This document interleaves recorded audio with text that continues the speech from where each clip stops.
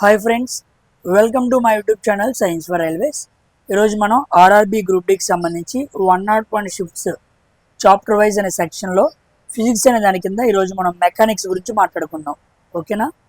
So మనం ఫిజిక్స్లో ఇక చివరిగా మిగిలిపోయిన యూనిట్ ఏదైనా ఉంది అంటే ఇది మెకానిక్స్ అనమాట. సో ఈ మెకానిక్స్లో చాలా సెక్షన్స్ ఉన్నాయి. వర్క్ పవర్ ఎనర్జీ కానీ, మోషన్ కానీ, ఓకేనా, ఇక మల్టిపుల్ టాపిక్స్ ఏమైతే ఉంటాయో, ఫిజిక్స్లో రిమైనింగ్ ఏ టాపిక్స్ అయితే మిగిలిపోతాయో వాటన్నిటినీ కూడా మెకానిక్స్ అనే సెక్షన్ కింద మనం మాట్లాడుకుందాం.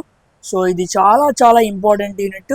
కాస్త థియరిటికల్గా మాట్లాడుకున్నా, ప్రాక్టికల్గా మాట్లాడుకున్నా అంత ఈజీగా అందరికీ అర్థం కాదు. చాలా కాన్సెప్చువల్గా ఉండే విషయం అనమాట. సో 419 క్వశ్చన్లు దీని నుంచి అడిగాడంటే this is one of the most important section that will be asked in the physics. ఓకేనా? ఫిజిక్స్ కింద దీన్ని బాగా అడుగుతూ ఉంటాడు కాబట్టి క్లియర్ కట్గా అన్ని కాన్సెప్ట్స్ని చాలా చక్కగా అర్థవంతంగా నేర్చుకుంటూ వెళ్దాం. ఓకేనా? సో ఎక్కువ వీడియోస్ వస్తాయి, అయినా మనం ఫినిష్ చేసుకుందాం, ఫిజిక్స్ మొత్తం కంప్లీట్ చేసుకున్న వాళ్ళం అవుతాం. ఓకేనమ్మా? సో అందరూ కూడా వీడియోని లైక్ చేసి అందరికీ ఫార్వర్డ్ చేయడం అస్సలు మర్చిపోవద్దు. And don't forget to hype this video. ఇక ఆలస్యం చేయకుండా వీడియోలోనికి వెళ్దాం. ఇదిగోండి, లాస్ట్ టైం మనం ఎలక్ట్రిసిటీ మ్యాగ్నెటిజం అవగొట్టుకున్నాం, హీట్ అండ్ థర్మోడైనమిక్స్ అవగొట్టుకున్నాం, మోడర్న్ ఫిజిక్స్ ఫినిష్ చేసుకున్నాం, ఆప్టిక్స్, వేవ్స్ అండ్ సౌండ్. ఓకేనా? ఇక మిగిలిపోయింది ఏంటి? Mechanics. This is the final one. దీంట్లో మాట్లాడుకుంటూ వెళ్దాం. ఓకేనా? మల్టిపుల్ కాన్సెప్ట్స్ అనేవి వస్తూ ఉంటాయని చెప్పాను కదా, ప్రతిదీ అర్థం చేసుకోవడానికి ట్రై చేయండి.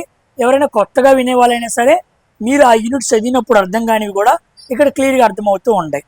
ఓకేనా? ఏ క్వశ్చన్స్ అడుగుతున్నాడు, ఏ కాన్సెప్ట్స్ అడుగుతున్నాడు అన్ని విషయాలు అర్థమవుతూ ఉంటాయి. వర్క్ పవర్ ఎనర్జీ కానీ, మోషన్ కానీ, లీనియారిటీ కాన్సెప్ట్స్ కానీ, యూనిఫామ్ మోషన్స్ కానీ, ప్రాబ్లమ్స్ కానీ, న్యూటన్స్ లాస్ కానీ, ఇలా మల్టిపుల్ కాన్సెప్ట్స్ అనేవి ఉన్నాయి, ఒకటని కాదు. సో అవన్నీ కూడా మనం మాట్లాడుకోవచ్చు. ఫ్రిక్షనల్ ఫోర్సెస్ అని కానీ రకరకాలు అన్నమాట. ఓకేనా? సో ఓపిక్గా వినాలి, మొదలు పెడతాం విషయం కాదు కానీ ఓపిక్గా వినాలి. చాలా క్వశ్చన్స్ ఉంటాయి, జాగ్రత్తగా వెళ్దాం. So let's get in to our first question. 1788 నుంచి స్టార్ట్ అవుతుంది అనమాట. 1788 అనే నెంబర్తో స్టార్ట్ అవుతూ ఉండే. చూసుకోండి. Based on the accepted values for the masses of the earth and the moon and the distance between them, what is the calculated gravitational force exerted by the earth on the moon అన్నాడు. భూమి చంద్రునిపై చూపే గురుత్వాకర్షణ బలం ఎంత అన్నాడు. భూమి అనేది పెద్దగా ఉండిద్ది. ఇదిగోండి మాస్ ఆఫ్ ది ఎర్త్. ఇది ఎర్త్ అన్నమాట, ఇది మూన్. భూమి గురుత్వాకర్షణ శక్తి కొంత చంద్రుడి మీద చూపించింది, అది ఎంత అన్నాడు. ఓకేనా? అయితే అంగీకరించబడిన విలువల ఆధారంగా అన్నాడు. అంటే డిఫాల్ట్గా భూమి చంద్రుడి మీద చూపించే గురుత్వాకర్షణ బలాన్ని మనం గుర్తుపెట్టుకోవాలి. దాని ఆన్సర్ ఎంత అంటే 2.02 ఇంటూ 10⁻20 న్యూటన్స్ అనమాట. 2.02 ఇంటూ 10⁻20 న్యూటన్స్ గుర్తుపెట్టుకోండి. సామాన్యంగా ఫార్ములా ఏంటి? F = G into M1 into M2 by R². R అంటే డిస్టెన్స్, ఇది M1, ఇది M2. దీని మధ్య గురుత్వాకర్షణ శక్తి universal gravitational constant capital G అనమాట. So mass of the earth ఎంత ఉండేది? Mass of the earth 5.97. ఇవన్నీ డిఫాల్ట్ వాల్యూస్ అనమాట. 5.97 ఇంటూ 10⁻20 kgs అనమాట. అదే మాస్ ఆఫ్ ది మూన్ తీసుకున్నాం అనుకోండి మనం, 7.35 ఇంటూ 10⁻22 kgs అనమాట. ఇక యూనివర్సల్ గ్రావిటేషనల్ కాన్స్టెంట్ దాని వాల్యూ మీకు తెలుసు, 6.67 into 10⁻−11 newton metre square per kg square. దీని ఎగ్జామ్స్లో బాగా అడుగుతూ ఉంటాడు. ఓకేనా? ఇక next, distance between moon and earth are = 3.84 into 10⁸ metres అనమాట. ఓకేనా?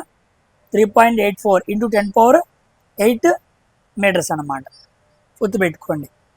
ఇప్పుడు ఈ మొత్తాన్ని మనం ఈ ఫార్ములా పెట్టామనుకోండి, అప్పుడు మనకు వచ్చే ఆన్సరే 2.02 ఇంటూ 10⁻20 న్యూటన్స్. ఇది మీరు సాల్వ్ చేయాల్సిన పని లేదు, ఇది డిఫాల్ట్ వాల్యూ. ఓకేనా?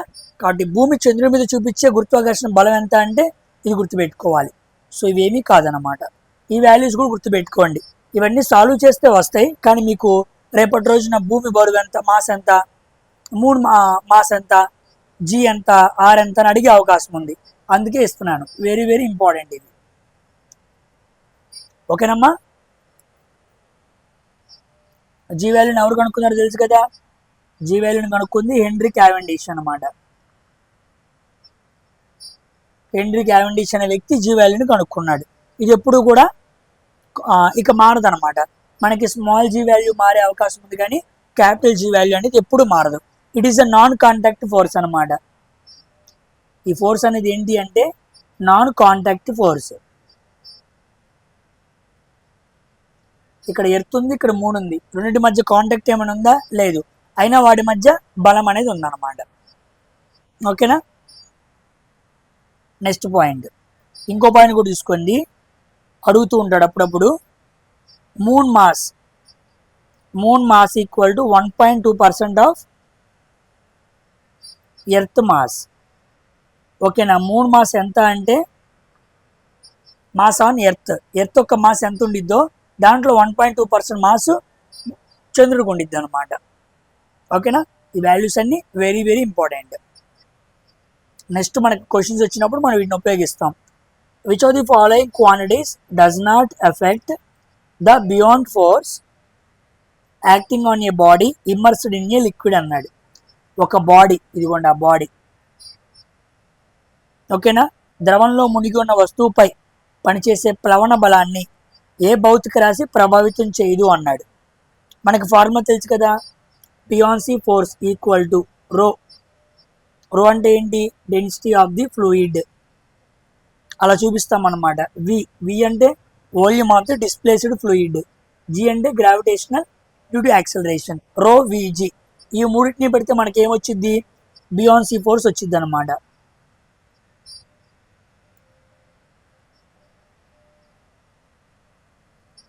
ఓకేనా? ఇప్పుడు దేని మీద ఆధారపడదు అన్నాడు, చూద్దాం.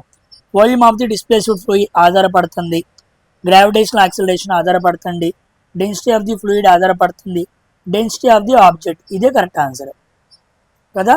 డెన్సిటీ ఆఫ్ ది ఆబ్జెక్ట్ మీద అది ఆధారపడదు. ఓకేనా? ఇక్కడంతా ఫ్లూయిడ్ మీద ఆధారపడుతుంది. వస్తువు సాంద్రతతో బియాన్సీ ఫోర్స్కి ఎటువంటి సంబంధం లేదు.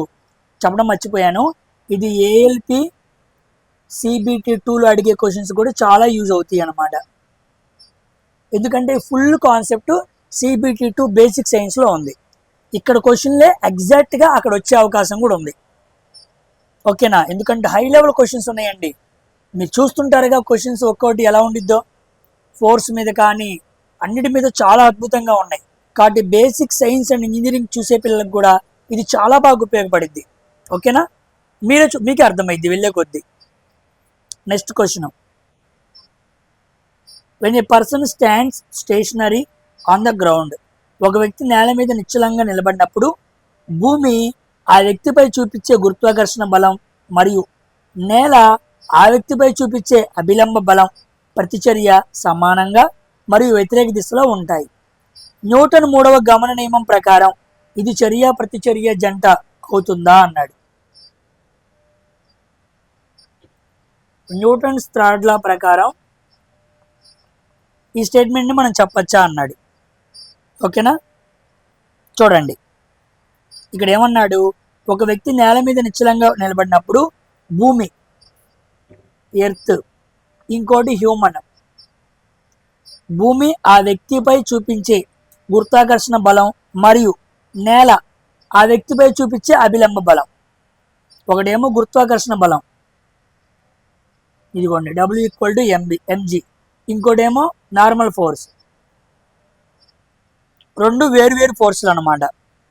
ఓకేనా? ఇప్పుడు రెండు వేరు ఫోర్సులు కదా. ఈ రెండు వేరు ఫోర్సులు వేరు ఆబ్జెక్ట్స్ మీద చూపిస్తున్నాయా, సేమ్ ఆబ్జెక్ట్ మీద చూపిస్తున్నాయి అంటే సేమ్ ఆబ్జెక్ట్. ఆ ఆబ్జెక్ట్ ఎవరు? పర్సన్ అనమాట. భూమి ఆ వ్యక్తి మీద చూపిస్తుంది, నేల ఆ వ్యక్తి మీద చూపిస్తుంది. కాబట్టి ఇది న్యూటన్ గమన నియమానికి వర్తించదనమాట. So answer D is the correct. No, because the two forces act on same object. ఇక్కడ నార్మల్ ఫోర్స్ అనేది ఒకటి ఉంది F1, W equal to mg, weight అనే ఫోర్స్ ఒకటి ఉంది M2. ఇవి రెండు సేమ్ ఆబ్జెక్ట్ మీద చూపించాయి. అలా సేమ్ ఆబ్జెక్ట్ మీద చూపిస్తే అక్కడ మనకేం అప్లై అవ్వదు, గురుత్వాకర్షణ నియమం అప్లై అవ్వదు. బికాస్ సేమ్ ఆబ్జెక్ట్ ఉండకూడదు. సేమ్ ఆబ్జెక్టు డిఫరెంట్ ఫోర్సెస్, ఇదన్నమాట కండిషన్. ఇది న్యూటన్ లాగా పనిచేయదు. మరి పనిచేయాలంటే ఏమవ్వాలి? డిఫరెంట్ ఆబ్జెక్ట్స్ అని ఉండాలి. రెండు వేరు ఆబ్జెక్ట్స్ అయి ఉండాలి. కాబట్టి సేమ్ అని ఉంది కాబట్టి ఇది రాంగ్ అనమాట. కాబట్టి ఈ ఎగ్జాంపుల్లో న్యూటన్ గమన నియమం లేదు. ఓకేనా? వెరీ ఇంపార్టెంట్ అనమాట. Two forces act on the same object. Same object అనేది ఉండకూడదు. రెండు డిఫరెంట్ ఫోర్సెస్, కరెక్టే. ఇక్కడ కూడా డిఫరెంట్ ఫోర్సెసే, కానీ డిఫరెంట్ ఆబ్జెక్ట్స్ అని ఉండాలి. కాబట్టి సేమ్ ఆబ్జెక్ట్స్ అని ఉంటే తప్పు. గుర్తుపెట్టుకోండి, వెరీ ఇంపార్టెంట్. Next question. అర్థం కాకపోతే ఒకసారి వెనక్కి వెళ్ళి చూడండి. A race car starting from rest నుంచి వెళ్తుందంటే యూ వాల్యూ ఎంత ఉండిద్ది? 0 ఉండిద్ది. అవునా కాదా? Accelerates uniformly if the car covers 22.5 metres అన్నాడు. అంటే S ఈక్వల్ టు 22.5 మీటర్లు. ఇన్ ద 5th సెకండ్, 5వ సెకండ్లో, 5 సెకండ్స్లో కాదు, 5వ సెకండ్లో of it's motion, what is total distance covered at the end of the 10 seconds. 5వ సెకండ్లో అది 22.5 మీటర్ల డిస్టెన్స్ని ట్రావెల్ చేస్తే 10 సెకండ్లు పూర్తయ్యేటప్పటికి ఎంత ట్రావెల్ చేసిద్ది అన్నాడు. ఓకేనా? పాయింట్ ఇదిగోండి, 22.5 మీటర్లు 5వ సెకండ్లో అయితే మొత్తం డిస్టెన్స్ ఎంత అని మనల్ని అడిగాడు. సాల్వ్ చేద్దాం. మీకు ఆల్రెడీ చెప్పాను కూడా నేను, పలానా సెకండ్లో ప్రయాణించిన దూరం అంటే మనం ఎలా వాడాలి? Displacement equal to u plus a/2 into 2n-1 ఈ ఫార్ములా వాడాలి. ఓకేనా? So 22.5 equal to initial velocity 0, అంటే 0 ఇంటూ t 0 ప్లస్ ఏ ఇచ్చాడా మనకి? ఇవ్వలేదు. a/2 ఇంటూ n వాల్యూ ఎంత ఇచ్చాడు? 5వ సెకండ్ అన్నాడు. 5 2 10 -1 9 అనమాట. ఓకేనా? అర్థమైందా? ఇప్పుడు నేను 2 తీసుకెళ్దాం. 45 ఈక్వల్ టు 9a కొట్టేస్తే ఏ వాల్యూ ఎంత వచ్చింది? 5 మీటర్/సెకండ్ స్క్వేర్ వచ్చింది. సో నాకు యాక్సలరేషన్ వచ్చింది. ఓకేనా? ఇప్పుడు నేను ఏం కనుక్కోవాలి? 10 సెకండ్లో ప్రయాణించిన దూరాన్ని కనుక్కోవాలి. S equal to ut plus half ad square, same formula. S equal to మొత్తం 0 అవుతుంది. ఆఫ్ యాక్సలరేషన్ ఎంత? 5. టైం ఎంత? మొత్తం 10 సెకండ్లు. 10 ఇంటూ 10, 2 1 2 5, 5 5 25 ఇంటూ 10 250. 5వ సెకండ్లో 22.5 మీటర్లు ప్రయాణిస్తే ఇదే వెలాసిటీతో వెళ్తే 10 సెకండ్లో 250 మీటర్లు వెళ్తుంది. D option is the correct answer అనమాట. ఓకేనా? ఈ ఫార్ములా వెరీ ఇంపార్టెంట్.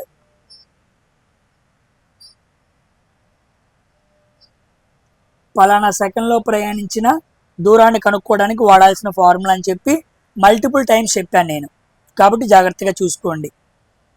ఓకేనమ్మా? తర్వాత a particles moves in a circle of radius 1.5 metre with angular velocity 3 radians per second. What is the ratio of linear velocity, angular velocity? రేఖీయ వేగానికి కోణీయ వేగానికి మధ్య నిష్పత్తిని అడిగాడు. ఓకేనా? చిన్న ఫార్ములా ఉండిద్ది, ఆ ఫార్ములా తెలిస్తే ఈజీ. రేఖీయ వేగం అంటే లీనియర్ వెలాసిటీని మనం v అనే లెటర్తో చూపించాలి. యాంగులర్ వెలాసిటీని మనం ఒమేగా, దీన్ని w అంటారు లేదా ఒమేగా అంటారు, దాంతో చూపించాలన్నమాట. రిలేషన్ ఏంటి? Linear velocity equal to radius into angular velocity. ఓకేనా? ఇప్పుడు మనల్ని ఏమడిగాడు? ఈ రెండు రేషియో అడిగాడు. v/ఒమేగా ఈక్వల్ టు r. v అంటే లీనియర్ వెలాసిటీ, w అంటే యాంగులర్ వెలాసిటీ అన్నాడు. ఇప్పుడు యాంగులర్ వెలాసిటీ ఎంత ఇచ్చాడు? 3 ఇచ్చాడు. లీనియర్ వెలాసిటీ ఎంత ఇచ్చాడు? 1.5. అంతే కదా ఇచ్చింది, 1.5/3 అనమాట. కాదు రేడియస్ ఇచ్చాడు కదా, సారీ చూడండి మనకేమిచ్చాడు, యూనిట్ రాసుకున్నాం. ఆర్ ఇచ్చాడు, ఆర్ ఈక్వల్ టు 1.5. ఓకే, ఇది యాంగులర్ వెలాసిటీ అంటే ఒమేగా ఈక్వల్ టు 3 ఇచ్చాడు. మనం వి కనుక్కోవాలి first. So V equal to R into omega. V equal to R అంటే 1.5, ఒమేగా అంటే 3, వి ఈక్వల్ టు 4.5. వాడు అడిగింది ఏంటి? వి ఈస్ టు ఒమేగా. వి ఎంత? 4.5 వచ్చింది. ఇదంతా వచ్చింది 3 వచ్చింది. ఈ పాయింట్ 0 పెట్టుకోండి. 15 3 45, 15 రోజులు 30. So 3:2 is the ratio. ఇదన్నమాట. ఓకేనా, simple formula. Linear velocity equal to radius into angular velocity. ఒక్కటి గుర్తుపెట్టుకుంటే చాలు, సింపుల్ క్వశ్చన్ అనమాట. Next, which of the following is true about the acceleration due to gravity? Small జీకి సంబంధించి ఏది కరెక్ట్ అన్నాడు. ఓకేనా, చూద్దాం. The value of acceleration due to gravity depends on the mass of the object అన్నాడు. తప్పు. Object mass, అది ఈక అవ్వచ్చు ఆబ్జెక్టు, అది లేకపోతే ఒక ఇనప వస్తువు అవ్వచ్చు. ఆబ్జెక్ట్ మాస్ మీద జీ వాల్యూ డిపెండ్ అవ్వదు. రెండింటికి జీ వాల్యూ సేమ్ ఉండిద్ది. కాబట్టి వస్తువు ద్రవ్యరాశి మీద ఆధారపడిద్ది అనే పాయింట్ తప్పు. రెండో చూద్దాం. గుర్తు త్వరణం విలువ విశ్వవ్యాప్తంగా స్థిరంగా ఉండిద్ది అన్నాడు. తప్పు. అది కాన్స్టాంట్, యూనివర్సల్లీ కాన్స్టాంట్గా ఉండదు. ఇది స్మాల్ జీ అనమాట. ఏది కాన్స్టాంట్గా ఉండిద్ది? Capital G is constant. కానీ స్మాల్ జీ వాల్యూ వ్యారీ అవుతూ ఉండిద్ది. ఒక్కో ప్లానెట్కి ఒక్కలాగా ఉండిద్ది, ఒక్కొక్క ఉపగ్రహానికి ఒక్కలాగా ఉండిద్ది. కాబట్టి ఇది తప్పే. So B option. రెండు రైట్ కాదు, నైదర్. ఓకేనమ్మా. మరి చాలా మందికి డౌట్ వచ్చింది, సార్ జీ వాల్యూ ఎటువంటి ప్రభావితం చేయట్లేదు అన్నారు కదా. ఒక డాబా పై నుంచి కోడిక అండ్ ఒక ఇనుప వస్తువు లేదా ఒక పుచ్చకాయ బరువు ఎక్కువ, కోడిక బరువు తక్కువ. ఈ రెండు కింద వేసినప్పుడు రెండు సమానంగా కిందకి పడాలి, జీ వాల్యూ సేమ్ కాబట్టి. కానీ ఎందుకు కోడిక ముందుకు వచ్చింది, ఎందుకు పుచ్చకాయ త్వరగా ముందు పడిద్ది, కోడికి ఎందుకు పడదు? కారణం ఏంటి? జీ వాల్యూ సమానమైనప్పుడు, రెండింటి మీద గురుత్వాకర్షణ బలం ఒకటే అన్నప్పుడు రెండు భూమికి ఒకేసారి చేరాలి కదా. మరి ఎందుకు చేరలేదు? కామెంట్ సెక్షన్లో రాయండి. ఓకేనా. Next question. An object with a mass of 10 kg initially moving with a velocity of 3 meters per second, constant force of 30 newtons is applied in the opposite direction of the motion for 5 seconds. What is the final velocity అన్నాడు. ఓకేనా, question అర్థమైందా? First మనం ఇచ్చింది రాసుకుందాం. Mass equal to 10 kg, velocity equal to initial velocity 3 metre per second. ఇదిగోండి initially అన్నాడు. ఓకేనా. Final velocity కనుక్కోమన్నాడు. వి వాల్యూని మనం కనుక్కోవాలి. ఇంకేమిచ్చాడు? ఫోర్స్ ఇచ్చాడు, ఎఫ్ ఈక్వల్ టు 30 న్యూటన్స్. ఓకేనా. నెక్స్ట్ మాస్ ఇచ్చాడా, రాసాము. ఇప్పుడు ఏందన్నాడు? 10 kgల వస్తువు మీద ఇనీషియల్గా వెలాసిటీతో 3 మీటర్ పర్ సెకండ్ స్పీడ్తో ఇటు పని చేస్తుంది. కానీ 5 సెకండ్ల పాటు 30 న్యూటన్స్ బలాన్ని ఇటువైపు ప్రయోగం చేస్తే అప్పుడు ఫైనల్ వెలాసిటీ ఎంత అని అడిగాడు ఆ వస్తువు. ఇప్పుడు మనం వి కనుక్కోవాలి. వి ఈక్వల్ టు యూ ప్లస్ ఏటీ. వి వాల్యూ నాకు తెలీదు, యూ వాల్యూ 3 వచ్చింది, ప్లస్ ఏ వాల్యూ కావాలి. Force equal to mass into acceleration. Force ఎంత? -30, మాస్ 10, ఏ. ఇది కొట్టేస్తే ఏ వాల్యూ ఎంత వచ్చింది? -3 వచ్చింది. దాంట్లో పెట్టు -3. టైం ఎంత? 5 సెకండ్లు. ఇదిగోండి టైం కూడా ఇచ్చాడు కదా, 5 సెకండ్లు into 5, 3 - 5 3 15. V equal to -12. So నాకు ఫైనల్ వెలాసిటీ వచ్చింది -12 మీటర్ పర్ సెకండ్. కాబట్టి -12 ఇస్ ద ఆన్సర్ అనమాట. ఎందుకు మైనస్ వచ్చింది? ఆపోజిట్లో పనిచేస్తుంది కాబట్టి. యు ఇటు వెళ్తే వి ఇటు వెళ్తుంది కాబట్టి. ఓకేనా? So minus indicates the direction. మంచి క్వశ్చన్. నువ్వు ఈ ఫార్ములా వాడాలి, ఈ ఫార్ములా వాడాలి. మీరు ప్రతి క్వశ్చన్ పాస్ చేసుకుని ఆన్సర్ చేయండి అమ్మా. ఎలా ఆలోచన చేస్తున్నారో మీకు అర్థమైద్ది. ఓకేనా? Which of the following statement is true about potential energy? Potential ఎనర్జీకి సంబంధించి ఏది కరెక్ట్ అన్నాడు. పొటెన్షియల్ ఎనర్జీ ఏంటి? MgH. ఒక వస్తువును కొంత ఎత్తులో పెట్టినప్పుడు వచ్చే ఎనర్జీ. దానికి సంబంధించి ఏది కరెక్ట్ అన్నాడు. చూద్దాం. It depends on only mass అన్నాడు. తప్పు. ఓన్లీ మాస్ కాదు, జీ మీద హెచ్ మీద కూడా ఆధారపడుతుంది. It cannot be converted into kinetic energy అన్నాడు. తప్పు. ఒక పిఈ కేఈగా మారిద్ది, కైనెటిక్ ఎనర్జీగా మారిద్ది. It is always zero at the ground level అన్నాడు. Always zero at the ground level కాదు. ఇదిగోండి, గ్రౌండ్ సామాన్యంగా పొటెన్షియల్ ఎనర్జీ గ్రౌండ్ దగ్గర జీరోనే ఉండిద్ది, కానీ ఎంతో కొంత మినిమం వాల్యూ ఉండిద్ది. బికాజ్ ఎనర్జీ ఏమవుదు? జీరో అవదు కదా, అందుకని ఎంతో కొంత వాల్యూ ఉండిద్ది. కానీ ఆల్వేస్ జీరో అంటాం తప్పు అనమాట. పొటెన్షియల్ ఎనర్జీ ఎప్పుడు ఆల్వేస్ జీరో అవ్వదు. దాని దగ్గర రిఫరెన్స్ పాయింట్ దగ్గర ఎంతో కొంత వాల్యూ ఉండిద్ది. కాబట్టి ఇది తప్పే. వాడేమన్నాడు? ట్రూ అన్నాడు. ఇక D option correct. It can be negative depending on the reference point అన్నాడు. మంచి పాయింట్ చెప్పాడు చూడండి. Potential energy can be negative. Potential energy negative అయిద్దా? అయ్యిద్ది. ఓకేనా? కానీ కైనెటిక్ ఎనర్జీ గుర్తుపెట్టుకోండి, కాంట్ బి నెగిటివ్.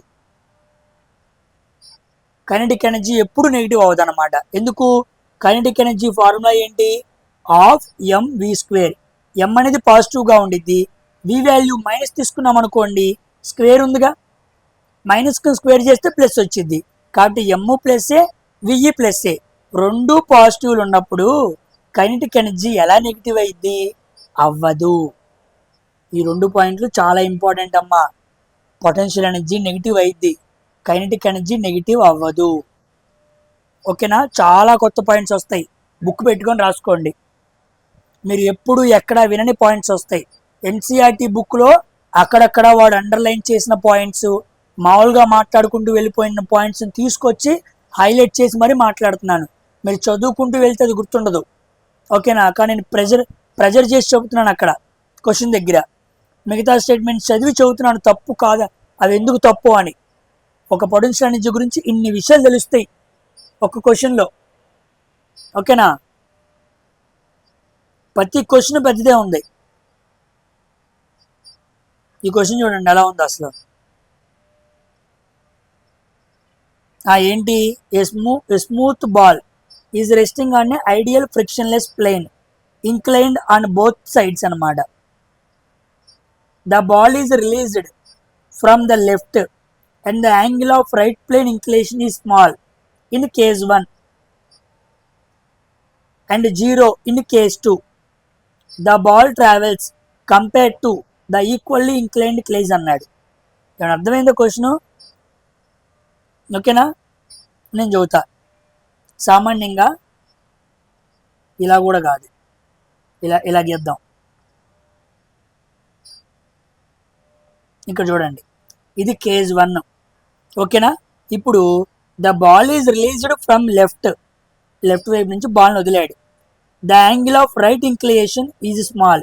ఇది కొంత యాంగిల్తో ఉంది. ఇక్కడ నుంచి ఇక్కడ టీటా అనుకుందాం. ఇప్పుడు ఈ బాల్ని మనం ఇలా వదిలేమనుకో, అది ఇలా వచ్చి ఇలా వెళ్ళిద్ది, ఇదిగోండి, ఇలా వచ్చి ఇలా వెళ్ళిద్ది అనమాట. కొంత యాంగిల్తో పెట్టాం కాబట్టి. అవునా కాదా? పాయింట్ మీకు అర్థమైందా? అంటే నువ్వు బాల్ని ఇలా పెట్టి ఇలా వదిలినప్పుడు కొంత యాంగిల్తో ఇంక్లినేషన్ ప్లేన్ పెట్టావు కాబట్టి దీన్ని ఇంక్లైన్డ్ ప్లేన్ అంటారు. బాల్ ఇలా వచ్చి అలా కొంత దూరం వెళ్ళిద్ది అనమాట. అంటే farther distance in case 1. Case 1లో కొంత డిస్టెన్స్ వెళ్ళింది. ఇదిగోండి farther distance case 1. Next next condition చదువుతున్నాడు, 0 ఇన్ కేస్ 2. ఇక నెక్స్ట్ ఏమీ లేదు, ఇలాంటి ప్లేన్ ఏం పెట్టలేదు, పెట్టకుండా ఇలా బాల్ని వదిలాను. ఇలా బాల్ని వదలంగానే ఇలా పవర్కి వెళ్ళిపోయింది. Moves forward for ever in case 2. ఇలా వెళ్ళిపోయిన బాల్ ఎంత దూరం వెళ్ళిద్ది, ఎంత దూరమే వెళ్ళిద్ది ఫ్రిక్షన్ లెస్ అయితే. అవునా కాదా? వాడు అన్నాడు కూడా ఐడియల్ ఫ్రిక్షన్ లెస్ అన్నాడు. అంటే ఆదర్శవంతమైన ఘర్షణ లేని ఒక తలంపై నువ్వు బాల్ అలా వదిలేస్తే అది వెళ్ళిపోతూనే ఉండిద్ది. కాబట్టి కేజ్ 1లో కొంత దూరం వచ్చిద్ది, కేజ్ 2లో వెళ్ళిపోయిద్ది. కాబట్టి A option is the correct answer. ఓకేనా? పాయింట్ క్లారిటీ వచ్చిందా? మంచి క్వశ్చన్ అనమాట.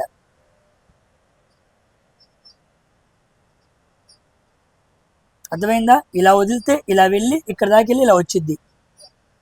ఇది కేజ్ 1 రాసుకోండి, మీకు బాగా అర్థమైద్ది. ఇది కేజ్ 2, ఇలా వదలంగానే ఇలా చక్కగా వెళ్ళిపోయిద్ది అనమాట. ఇన్ఫైనైట్ డిస్టెన్స్ వెళ్ళిపోతూనే ఉండిద్ది, అందుకే ఫర్ ఎవర్ అన్నాడు. మంచి question. Next, a wooden block has a mass 6 kg. ఇవి ఇక్కడ ఇచ్చాడుగా, మాస్ ఎంత, mass value equal to 6 kg.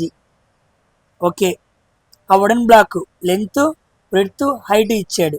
So 40, 30, 20 సెంటీమీటర్లు. Is placed on a table resting on 30, 20 metre side. 30 మీటర్లు 20 సెంటీమీటర్ల టేబుల్ మీద దాన్ని పెట్టాడు. జీ వాల్యూ ఇచ్చాడు. వాట్ ఈస్ ద ప్రెషర్, ప్రెషర్ని కనుక్కోమన్నాడు. ఓకేనా? జాగ్రత్తగా చూడండి. Pressure equal to force by area. Force ఎంత మనకి ఇచ్చాడా? లేదు. Force equal to mass into acceleration. Mass అంటే 60, యాక్సలరేషన్ ఎంత 10, అంటే ఫోర్స్ వాల్యూ 600 న్యూటన్లు వచ్చింది. ఇప్పుడు ఏరియా అన్నాడు. ఏమన్నాడు? ఏరియా అన్నాడు. జాగ్రత్తగా చూడండి. వుడెన్ బ్లాక్ వోల్యూమ్ ఇచ్చాడు మన క్వశ్చన్లో, అవునా కాదా? కానీ టేబుల్ మీద పెట్టినప్పుడు మనకి 30, 20 ఏరియా మాత్రమే టచ్ అవుతుంది, అవునా కాదా? రెండోది, అవి సెంటీమీటర్లో ఉన్నాయి. ఓకేనా? మనం జీ వాల్యూ దేంట్లో తీసుకున్నాం, మీటర్లో తీసుకున్నాం. కాబట్టి pressure equal to force by area. Force 600 newtons, area అంటే 30/20. సెంటీమీటర్లు మీటర్లో మార్చాలి కాబట్టి /100 అలా సాల్వ్ చేయాలన్నమాట. ఇది కొట్టేసామనుకోండి, 2 1లు 2 5లు, 5 పైకి వెళ్ళిద్ది. 3 1లు 3 200, 200 ఇంటూ 5 1000 పాస్కల్. సో ఎంత ఉంది? ప్రెషర్ ఈక్వల్ టు 1000 పాస్కల్ అనమాట. నీకు వుడెన్ బ్లాక్ ఒక వాల్యూమ్ ఇచ్చిన టేబుల్ మీద పెట్టినప్పుడు ఏరియానే కవర్ చేసిద్ది. కాబట్టి ఆ వుడెన్ బ్లాక్ ఎంత ప్రెషర్ని ఎంత ఏరియాలో చూపించింది అనేది కావాలన్నమాట. మంచి క్వశ్చన్. ఓకేనా? Next, a certain force acting on a 20 kg mass changes its velocity 5 meter seconds to 2 meter second. 5 meter second నుంచి 2 meter secondకి ఏమైపోయింది? తగ్గిపోయింది వెలాసిటీ. ఇదేమో ఇనిషియల్ వెలాసిటీ విఐ, ఇది ఫైనల్ వెలాసిటీ విఎఫ్. ఓకేనా? మాస్ మాత్రం సేమ్ అలాగే ఉంది. ఫైండ్ ద వర్క్ డన్ అని అడిగాడు. మనకేమో వెలాసిటీ ఇచ్చాడు, మాస్ ఇచ్చాడు. ఈ రెండింటికి సంబంధించిన ఫార్ములా ఏంటి? Kinetic energy equal to half mv². నాకు ఎనర్జీకి ఫార్ములా తెలుసు, కానీ వాడేం అడిగాడు? వర్క్ డన్ అడిగాడు. మనకు ఫార్ములా తెలుసు కదా, change in kinetic energy equal to work done. Kinetic ఎనర్జీలో మార్పు జరిగితే ఏం జరిగినట్టు? వర్క్ డన్ జరిగినట్టే. So half mvi². విఐ అంటే initial, next half mvf². So half m, v వాల్యూ ఎంత? 5, 5 5 25, అంతే కదా? m వాల్యూ ఎంత? 20, 2 1లు 2 10లు. సో ఇక్కడ kinetic energy initial equal to 250 joules. ఇక్కడ హాఫ్ m అంటే 20, ఫైనల్ ఎంత అంటే 2, 2² అంటే ఎంత? 4, 2 1లు 2 2లు. 40 జౌల్స్. సో ఇది కేఈఎఫ్. నాకు చేంజ్ ఇన్ కావాలి అంటే 200 change in work equal to final kinetic energy minus initial kinetic energy. 40 minus 250 ఎంత వచ్చింది? -210. So -210 joules. ఓకేనా? So change in kinetic energy అంటే kinetic energy final minus kinetic energy initial వేయాలి. Final అంతా 40, ఇనిషియల్ అంతా 250. అదే చేశా. ఓకేనమ్మా? Next question. A car with a mass of 150 kg moving at a speed of 36 km/h. What is the amount of work required to increase speed? 72. 36 నుంచి 72 పెంచడానికి 50 kgల కారుకి మనం ఎంత వర్క్ అప్లై చేయాలి అన్నాడు. ఓకేనా? చూడండి, ముందు given data mass equal to 20 kgs. Initial velocity ఎంత? విఐ 36 అన్నాడు. కిలోమీటర్ని మీటర్/సెకండ్లో మార్చుకోండి, అప్పుడే మనకు ఆన్సర్ వచ్చింది అనమాట. సో 36 × 5/18 18 రోళ్ళు, 5 రోళ్ళు 10 వచ్చింది. Initial equal to 10 m/s². అంతే కదా? 18 రోళ్ళు 5 రోళ్ళు 10. నెక్స్ట్ ఫైనల్ అంతా 72. 72 × 5/18 18 నాలుగులు, 5 నాలుగులు 20 m/s. So final velocity equal to 20 m/s. ఓకేనా? ఇప్పుడు నేనేం చేయాలి? వర్క్ కనుక్కోవాలి. ఇదిగోండి వర్క్. ఇక్కడ కూడా సేమే. Work equal to change in kinetic energy. So half M అంటే ఎంత? 50. ఫైనల్ ఎంత? 20. 20² అంటే 400. 10² అంటే 100. So of 50 × 300. 150 × 50 15 ఐదులు 75. ఇది 150 కదా? సో 150 15 15లు 225. ఇది కరెక్ట్ అన్నమాట. Same formula. Change in kinetic energy equal to of M VF² minus VI². Final velocity 20² అంటే 400. ఇనిషియల్ వెలాసిటీ 10 అంటే 100. 400 నుంచి 100 తీస్తే 300. దాన్ని 2తో కొట్టేస్తే 150. 150 150లు 22,500 అన్నమాట. ఓకేనా? Next question. when two bodies interact the action reaction forces అన్నాడు. ఇది స్పియర్ ఏ, ఇది స్పియర్ బి. రెండు బాడీస్ ఇంటరాక్ట్ అయినప్పుడు ఓకేనా, చర్య ప్రతిచర్య బలాలు ఉండాలంటే ఆ రెండు వస్తువులు ఏమవ్వాలి? ఇందాకే చెప్పాను, act on different bodies. So A option is the correct answer అన్నమాట. ఓకేనా? ఈ యాక్షన్ ఈక్వల్ అంటే ఈ స్పియర్ వేరే ఉండాలి. So in Newton's third law the different forces will apply on different objects లేదా డిఫరెంట్ బాడీస్. ఇక్కడ సేమ్ అని వస్తే రాంగ్ అయిపోయింది, అక్కడ న్యూటన్స్ థర్డ్ లా వర్క్ అవ్వదు. ఓకేనమ్మా? వెరీ వెరీ ఇంపార్టెంట్ ఇది, ఇందాకే ఎక్స్ప్లెయిన్ చేశా క్లియర్గా. Next, the motion of free falling stone is an example of అన్నాడు. ఒక వస్తువు స్టోన్ ఉంది, రాయ, కొంత ఎత్తు నుంచి భూమిపై కొంత ఎత్తు నుంచి కిందకి విసిరేశారు, మామూలుగా పడుతుంది. ఓకేనా? G equal to 9.8 m/s². ఇంత గురుత్వాకర్షణ బలంతో కిందకి పడుతుంది. అది ఏ మోషన్ అన్నాడు. ఓకేనా? అది ఏ మోషను? ఎస్, ఏ ఆప్షన్, నాన్ యూనిఫామ్ మోషన్. అది నాన్ యూనిఫామ్ మోషన్ అన్నమాట. ఎలా చెబుతాం మనం? ఎలా చెప్పచ్చు మనం అంటే బాగా గుర్తుపెట్టుకోండి. నాన్ యూనిఫామ్ మోషన్లో నాన్ జీరో యాక్సలరేషన్ ఉంటుంది. యాక్సలరేషన్ ఎప్పుడు ఏమవదు? జీరో అవ్వదు. ఇక్కడ స్టోను ఎంతతో పడుతుంది? 9.8తో పడుతుంది. అంటే జీరో అయిందా? అవ్వలేదు కదా. కాబట్టి మనం దాన్ని నాన్ యూనిఫామ్ మోషన్ అని చెప్పచ్చు. ఓకేనా. అదే యూనిఫామ్ మోషన్ అని చెప్పాలనుకోండి, ఏ వాల్యూ ఏమవ్వాలి? జీరో అవ్వాలి. ఏ వాల్యూ జీరో అవ్వాలంటే వి వాల్యూ ఏమవ్వాలి? కాన్స్టెంట్ అవ్వాలి. So we constant, A zero అయితే దాన్ని యూనిఫామ్ మోషన్ అంటారు. ఒకవేళ ఏ నాన్ జీరో అయిందనుకోండి, that is non uniform motion. అది మనకి స్వేచ్ఛగా కిందకి పడుతున్న రాయి దగ్గర కనపడుద్ది అనమాట. So coming to next question. A body weights 60 kgs. ఈ బాడీ వెయిట్ అని చెప్పి 60 kg WT అని ఇచ్చాడు, 60 kg అని ఇచ్చాడు. సో వెయిట్ మనం దేంట్లో కలవాలి? న్యూటన్స్లో కలవాలి. సో మనం 60 న్యూటన్స్ అని చదువుకున్నాం, ఈజీగా ఉండిద్ది. On the surface on the moon. ఓకేనా. So weight on the moon equal to 60 newtons. Okay. What will be the mass and the weight respectively of the body on the surface of the earth. ఒక వస్తువు యొక్క mass wait మనకి ఇచ్చాడు moon మీద, అదే వస్తువు యొక్క మాస్ మరియు బరువు భూమి మీద ఎంత ఉండిద్ది అని అడిగాడు.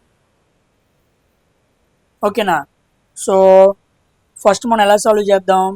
మనకు తెలుసు weight on mass equal to 1/6 of weight on earth. ఓకేనా. అంటే భూమి మీద ఎంత వెయిట్ ఉంటామో దాంట్లో 1/6 వంతు ఎక్కడ ఉంటాం? మూన్ మీద ఉంటాం. మూన్ ఎంత ఇచ్చాడు? 60 newtons equal to 1/6 of weight on earth. 60 × 6 360 newtons equal to weight on earth. కాబట్టి వెయిట్ ఆన్ ఎర్త్ ఎంత వచ్చింది? 360 న్యూటన్లు. ఇది న్యూటన్ అని రాసుకుందాం. సో ఇది ఉంది, ఇది ఉంది, ఇది ఉంది, ఇది కాదు. సో మన ఆప్షన్ ఏబిసి మధ్య అయి ఉండాలి. ఇప్పుడు నెక్స్ట్ మనల్ని ఏమడిగాడు? మాస్ అడిగాడు. ఓకేనా. జాగ్రత్తగా చూడండి. మాస్కి వెయిట్కి మధ్య రిలేషన్ ఉంది. మాస్ వెయిట్ రెండు ఈక్వల్ అవుతాయి అంటే అవుతాయి. ఎప్పుడు అవుతాయి? Numerically equal in some conditions. అలా ఈక్వల్ అయ్యే కండిషన్ ఇచ్చాడు. ఇప్పుడు మనం జాగ్రత్తగా గమనిస్తే 1 kg వస్తువు ఉంది, మాస్ అంతా 1 kg. 1 kg వస్తువు మీద ఎంత వెయిట్ ప్రభావం చూపించింది? గురుత్వాకర్షణ శక్తి ప్రభావం చూపించినప్పుడు 1 న్యూటన్ బరువు ఉండిద్ది అనమాట. అంటే 1 kg మాస్ మీద 1 న్యూటన్ బరువు ఉండిద్ది. ఓకేనా. ఇప్పుడు ఒక వస్తువు 1 kg మాస్ ఉంది భూమి మీద, దాని బరువు ఎంత అంటే 1 న్యూటన్ అనమాట. అప్పుడు మనకేమన్నాడు? 360 న్యూటన్స్ అన్నాడు. 360 న్యూటన్స్తో ఒక వస్తువు ఇలా కిందకి బలాన్ని చూపిస్తుంది అంటే దాని మాస్ ఎంత అవ్వాలి? 360 kg అవ్వాలి. సో మాస్ ఎంత? 360 kg. So first option is the correct answer అనమాట. ఓకేనా. పాయింట్ మీకు అర్థమైందా? Simple point. 1 kg మాస్ వస్తువు మీద 1 న్యూటన్ బరువు లేదా బలం కిందకి లాగివేయబడిద్ది అనమాట. ఇప్పుడు మనకి 360 న్యూటన్స్ వచ్చింది ఆ వస్తువు యొక్క వెయిట్. అప్పుడు మాస్ ఎంత అవ్వాలి? 360 kg అవ్వాలి. 1 kgకి 1 న్యూటన్ అయితే 360 kgలకి 360 న్యూటన్స్. ఓకేనా. మంచి క్వశ్చన్ అనమాట. Coming to next question. ఏమైనా అర్థం కాకపోతే వెనక్కి వెళ్ళి చూడండి, మీకు క్లారిటీ వస్తుంది. What is the minimum approximate work required to bring a car of mass. Mass ఇచ్చాడు 1500 kgలు at a velocity 60 km/h to rest అన్నాడు. ఓకేనా. 60 km/h టు రెస్ట్ అన్నాడు. ఇప్పుడు మనం జాగ్రత్తగా సాల్వ్ చేస్తే 60 km/h అనేది ఏంటి? km/hలో ఉంది. మనం దాన్ని మీటర్/సెకండ్లో మార్చుకోవాలి. 60 × 5/18 6 3 18 6 10 50/3 మీటర్/సెకండ్. మన కరెంట్ ఎనర్జీ ఫార్ములా ఏం తెలుసు? ఆఫ్ mv² అంటే ఆఫ్ 1500 × 50/3 × 50/3. అంతే కదా. వాడు అడిగింది అప్రాక్సిమేట్ వర్క్, కానీ మనకి మాస్ వెలాసిటీ ఇచ్చాడు. So change in kinetic energy is nothing but work అనమాట. కాబట్టి 3 3 ఎంత? 3 5లు ఇలా పెట్టండి. తర్వాత 2 25. ఇక్కడేమో 5 5 25, 2 సున్నాలు వచ్చింది అనమాట. 25 25 ఎంత? 625. 625 3 సున్నాలు బై 3 అనమాట. ఓకేనా? ఇప్పుడు సాల్వ్ చేసాం అనుకోండి. 3 రోళ్ళు 6, 3 20 6 వేసుకోండి, 25 ఉండిద్ది. 3 8 24, 1 మిగిలిద్ది. 1 అంటే 208 దగ్గర వస్తుంది. ఇదిగోండి, ఇది కాదు, ఇది కాదు, ఇది కాదు, 208. 2.08 × 10⁵ జౌల్స్ వచ్చింది అనమాట. సాల్వ్ చేస్తే అదే వచ్చింది, కానీ మనకు వాల్యూతో మ్యాచ్ అయిపోయిందిగా. 625/3 వేస్తే 208 దగ్గర వస్తుంది, సరిపోయింది. We don't need to solve completely. Options వేరుగా ఉన్నాయి కాబట్టి చూసుకోవాలి, లేకపోతే సమయం మనకి వృధా అయిద్ది అనమాట. ఓకేనా? మంచి క్వశ్చన్. కాస్త క్యాలిక్యులేషన్స్ హార్డ్గా ఇస్తున్నాడు. మనం చేసే క్వశ్చన్స్కి, ఎగ్జామ్లో అడిగే క్వశ్చన్స్కి తేడా అర్థమవుతుందా? Next question. How is the change in gravitational potential energy of A system related to the work done by the gravitational force అన్నాడు. ఓకేనా? గ్రావిటేషనల్ ఫోర్స్ ద్వారా గురుత్వాకర్షణ స్థితిశక్తిలో మార్పుకి మరియు గురుత్వాకర్షణ బలం ద్వారా జరిగిన పనికి మధ్య సంబంధం ఏంటి అన్నాడు. Simple point. Change in energy, change in potential energy equal to work అన్నమాట. ఓకేనా? ఇప్పుడు వర్క్ దేని ద్వారా జరిగింది? గురుత్వాకర్షణ బలం ద్వారా జరిగిన పనం, WG అన్నాడు.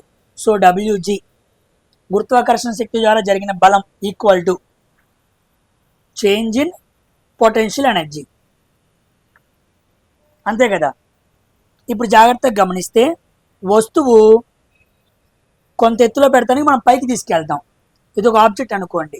వస్తువును కొంత ఎత్తులో పెడితే దానికి ఉండే ఎనర్జీయే పొటెన్షియల్ ఎనర్జీ. కొంత ఎత్తులో పైకి పెడుతున్నప్పుడు ఇది బేస్ పాయింట్.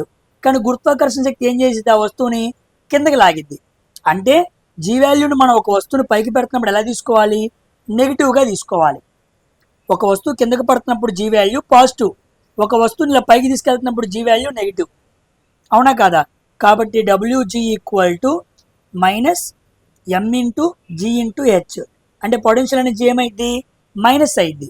కాబట్టి ఇది కరెక్ట్ ఆన్సర్ అవ్వాలన్నమాట. గురుత్వాకర్షణ బలం ద్వారా జరిగిన పని ఈక్వల్ టు గురుత్వాకర్షణ శక్తిలో వచ్చే మార్పు. ఓకేనా? Very very important point. Simple point. కింద నుంచి పైకి వస్తువుని తీసుకెళ్తే జీ వాల్యూ నెగిటివ్, పైనుంచి ఒక వస్తువు కిందకి పడుతుంటే జీ వాల్యూ పాజిటివ్. గుర్తుపెట్టుకోండి, ఇది చాలా చాలా ఇంపార్టెంట్ మోషన్లో. నెక్స్ట్, నేను ఆల్రెడీ మోషన్ గురించి 3 ఈక్వేషన్స్ గురించి చెప్పాను. V = U + AT, S = UT + ½ AT², V² - U² = 2AS. వీటి మీద చాలా ప్రాబ్లమ్స్ సాల్వ్ చేయించినప్పుడు నేను చెప్పుకుంటూ వచ్చాను. ఎవరైనా పాత వాళ్ళు ఉంటే వాళ్ళకి ఐడియా ఉండిద్ది. When a rocket is launched upward, the force on it R అన్నాడు. ఒక రాకెట్ పైకి వెళ్ళింది. ఓకేనా? పైకి వెళ్ళినప్పుడు దాని మీద పనిచేసే బలం ఏంటి? Thrust force. దాన్ని ఏమంటాం? అప్వార్డ్ ఫోర్స్ అంటాం.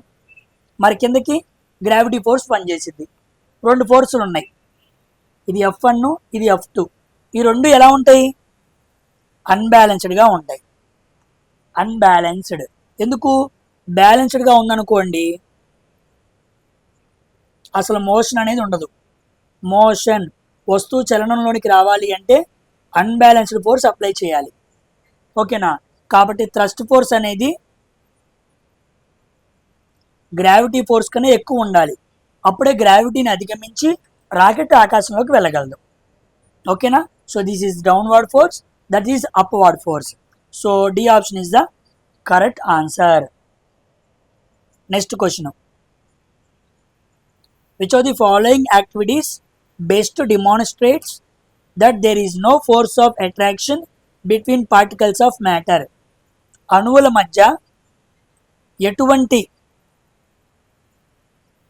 there is a పదార్థంలోని కణాల మధ్య ఆకర్షణ బలం ఉంటుంది అని ఏ చర్య ఉత్తమంగా నిరూపిస్తుంది అన్నాడు. ఓకేనా? స్పాంజ్ను నొక్కటం కాదు, మంచు వేడి చేసి నీరుగా మార్చడం కాదు, నీటిలో చక్కెర కరిగించడం ఇది కాదు. ఎస్, ఇదే కరెక్ట్. శుద్ధ మొక్కను విరక్కొట్టడం, బ్రేకింగ్ ఏ చాక్ స్టిక్. సామాన్యంగా చాక్ స్టిక్ ఇదిగోండి ఇలా కొన్ని అణువులతో కొంత బాండింగ్లో ఉండిద్ది. ఎప్పుడైతే నువ్వు ఆ బాండింగ్ని బ్రేక్ చేసావో అప్పుడు నీకు పార్టికల్స్ మధ్య బ్రేకింగ్ అనేది జరిగిద్ది అనమాట. యాక్చువల్గా అక్కడ ఏం జరిగిద్ది అంటే when we apply mechanical force, బయట వైపు నుంచి మెకానికల్ ఫోర్స్ని మనం ఎప్పుడైతే అప్లై చేస్తామో అప్పుడు అక్కడ ఏం జరిగిద్ది అంటే లోపల కోహెసివ్ ఫోర్సెస్ ఉంటాయి, కణాల మధ్య కోహెసివ్ ఫోర్సెస్ ఉంటాయి అన్నమాట. అవి అప్పటి వరకు కణాలను ఏం చేస్తుంటాయి, గట్టిగా పట్టుకొని ఉంటాయి. ప్రతి అణువు మరొక అణువుతో కోహెసివ్ ఫోర్సెస్ మధ్యలో అనుసంధానించబడి ఉండిద్ది. నువ్వు ఎప్పుడైతే ఫోర్స్ అప్లై చేసావో ఆ ఫోర్సెస్ బ్రేక్ అవుతాయి. నువ్వు మెకానికల్ ఫోర్స్ అప్లై చేసి కణాల మధ్య ఉన్న ఫోర్స్ని బ్రేక్ చేసావు. అది బెస్ట్ ఎగ్జాంపుల్ ఆకర్షణ బలాలు ఉంటాయని చెప్పడానికి. ఓకేనమ్మా, C option is the correct answer. Next question. A satellite is moving with a uniform circular orbit around the earth. ఇదిగోండి ఈ ఆర్బిట్లో శాటిలైట్ చక్కగా తిరుగుతుంది భూమి చుట్టూ. Which of the following statements about its motion is correct. దాని చలనానికి సంబంధించి కరెక్ట్ విషయం ఏంటి అన్నాడు. ఏకరీతి వృత్తాకార కక్షలో తిరుగుతున్న చలనానికి సంబంధించి మన స్టేట్మెంట్ చదవాలి. ఓకేనా, చదువుదాం. The satellite has constant speed but it's velocity is not అన్నాడు. ఎస్, ఇదే కరెక్ట్. యూనిఫామ్ మోషన్లో స్పీడ్ అనేది కాన్స్టాంట్గా ఉండిద్ది, కానీ వెలాసిటీ అనేది కాన్స్టాంట్గా ఉండదు. ఎందుకు? డైరెక్షన్ మారుతుంది. ఇక్కడికి వచ్చినప్పుడు డైరెక్షన్ ఇటువైపు ఉండిద్ది, ఇక్కడికి వచ్చినప్పుడు డైరెక్షన్ ఇటువైపు ఉండిద్ది, ఇక్కడికి వచ్చినప్పుడు డైరెక్షన్ ఇటువైపు ఉండిద్ది. వెలాసిటీ అనేది వెక్టార్ క్వాంటిటీ, అంటే దానికి మ్యాగ్నిట్యూడ్ ఉంది, డైరెక్షన్ ఉంది. అది కాబట్టి ఇలా ప్రతిసారి డైరెక్షన్ మారుతూ ఉన్నప్పుడు వెలాసిటీ కాన్స్టెంట్గా ఉండదు. So first option is the correct answer అన్నమాట. ఓకేనా, సో ఏది కరెక్ట్ అన్నాడు కాబట్టి ఫస్ట్ ఆప్షనే కరెక్ట్ అన్నమాట. కాన్స్టెంట్ స్పీడ్ ఉండిద్ది, వెలాసిటీ కాన్స్టెంట్గా ఉండదు. ఇది very very important. Uniform circular motion, uniform motion గురించి ఎన్నెన్నో క్వశ్చన్స్ అడిగాడు, ఇంకా చాలా వస్తాయి. వారు గుర్తుపెట్టుకోండి. Speed constant, velocity is not constant. ఎందుకు? డైరెక్షన్ మారుతుంది కాబట్టి. క్వశ్చన్ చూసారా ఎలా అడిగాడు క్వశ్చన్? జాగ్రత్త చూడండి. ఒక గరుకు నేలపై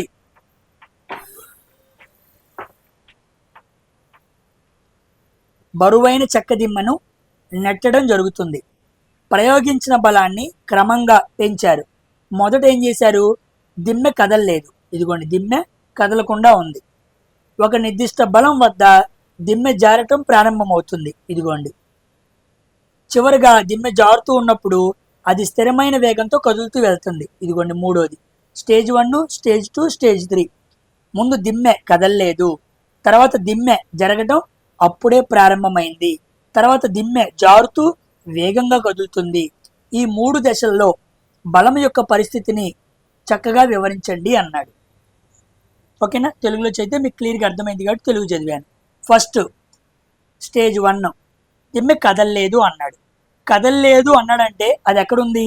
రెస్ట్లో ఉంది, అవునా కాదా? ఒక వస్తువు రెస్ట్లో ఉంది అంటే అక్కడ ఫోర్స్ ఎలా ఉండిద్ది? బ్యాలెన్స్డ్గా ఉండిద్ది. సో అన్బ్యాలెన్స్డ్ రాంగు, ఇది బ్యాలెన్స్డ్, ఇది బ్యాలెన్స్డ్. సో ఇది కానీ ఆన్సర్ అవ్వాలి. సో బ్యాలెన్స్ అంటే ఎక్కడైతే వస్తువు రెస్ట్లో ఉండిద్దో అక్కడ బ్యాలెన్స్డ్ ఫోర్స్ అప్లై చేయబడిద్ది. ఓకేనా, తర్వాత వస్తువు కదలటం మొదలైంది అంటే అక్కడ అన్బ్యాలెన్స్డ్ ఫోర్స్ ఉండిద్ది. ఇదిగోండి ఇక్కడ బ్యాలెన్స్డ్ అన్నాడు, తప్పు. So B option is the correct answer. కాబట్టి ఇక్కడ అన్బ్యాలెన్స్డ్ ఫోర్స్ ఉండిద్ది.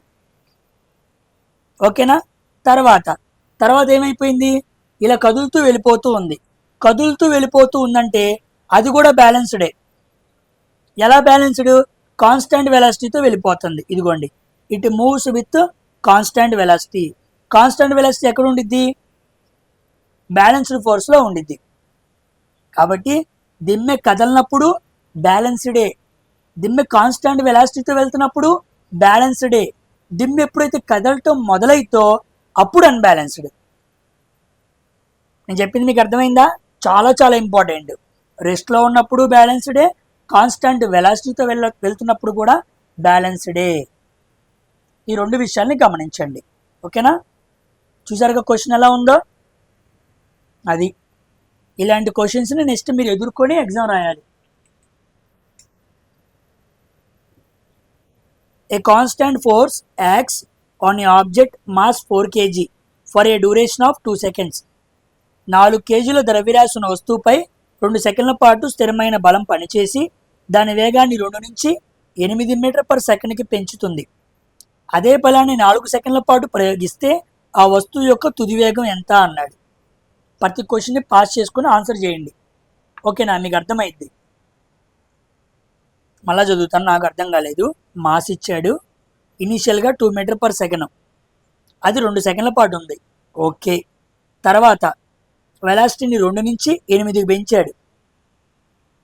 ఆ సేమ్ ఫోర్స్ని 4 సెకండ్ల పాటు ఉంచితే ఫైనల్ వెలాసిటీ అంటే నన్ను వి కనుక్కోమన్నాడు. అదేనా అర్థం? జాగ్రత్తగా చూడండి, సాల్వ్ చేద్దాం. First acceleration equal to initial velocity ఎంత? 2 metre per second. So v1 equal to 2 metre per second అని రాసుకుంటున్నా. ఓకేనా? నన్ను కనుక్కోమంది ఏంటి?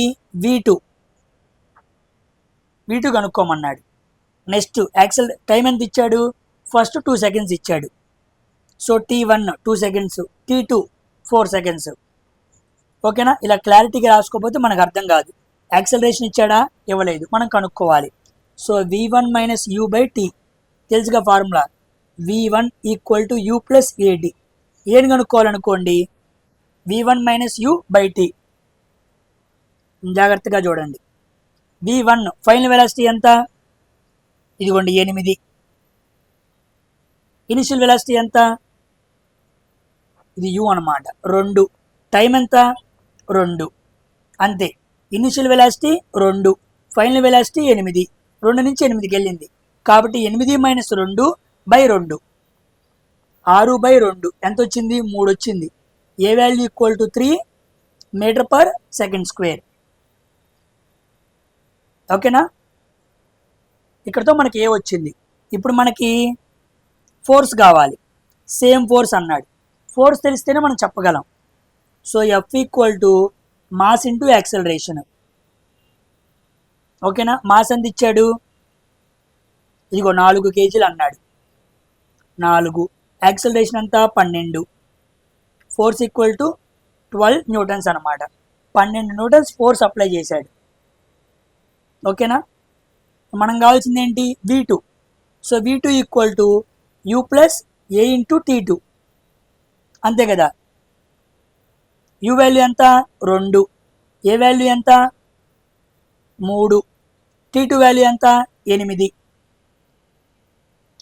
అంతే కదా? t2 వాల్యూ ఎంత? సారీ 4 సెకండ్లు అన్నాడు కదా, 4. So 4 3 12 plus 2 14. So answer add ఉంది ఎస్, 14 మీటర్ పర్ సెకండ్. బో మస్తు క్వశ్చన్. అర్థమైందా? మళ్ళా చదువుతున్నా చూడండి సింపుల్గా. ఫస్ట్ మనకి ఇనిషియల్ వెలాసిటీ u ఇచ్చాడు, v1 ఇచ్చాడు. ఓకేనా? సో 2 నుంచి మనం 8కి వెళ్ళాం.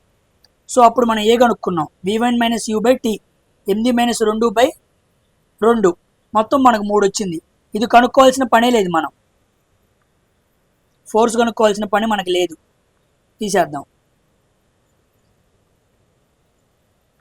ఓకేనా? ఇప్పుడు మనకి యాక్సలరేషన్ వచ్చింది. యాక్సలరేషన్ తర్వాత వాడు కనుక్కోమంది final velocity v2. v2 equal to u plus a2. ఇక్కడ చూడండి, v1 వేసినప్పుడు t1 వేసాను, ఇక్కడ v2 వేసినప్పుడు t2 వేసాను. u ఎంత? 2 ఇచ్చాడు. యాక్సలరేషన్ 3 వచ్చింది. టైం ఎంత? 4 సెకండ్. ఓకేనా? వాడు డ్యూరేషన్ ఆఫ్ 4 సెకండ్ అన్నాడు. So 4 3 12 plus 2 14. So answer 14. మంచి క్వశ్చన్లు ఇస్తున్నాడు. నెక్స్ట్